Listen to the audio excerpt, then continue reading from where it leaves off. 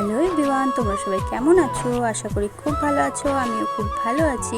তো শুভ নববর্ষ সবাইকে। সবাই সুস্থ থাকো, ভালো থাকো, আর অবশ্যই আমার পাশে থেকো সবাই।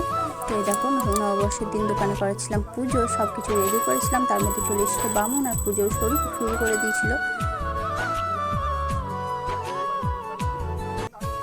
তো এই দেখো, এগুলো নাকি দিতে হয় খাতায়, তো এগুলো দিয়ে দিচ্ছিল।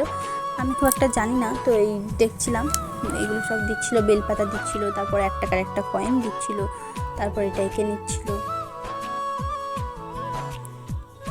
তোমরা শুভ নববর্ষের দিন কে কী করলে, কে কোথায় ঘুরতে গেলে, অবশ্যই কমেন্ট করে বলবে।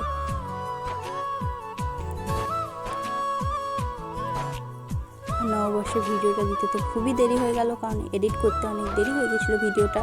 আর এই দেখো, পুজো কমপ্লিট হয়ে গেছে, সবাইকে প্রসাদ দেওয়া হয়ে গেছে। আমার সব প্রসাদ দিয়ে আমি বেলপাতাটা 1 টাকা কয়েনটা যেহেতু 1 বছর রাখতে বলেছিল, আমি সেটা রেখে দিয়েছিলাম।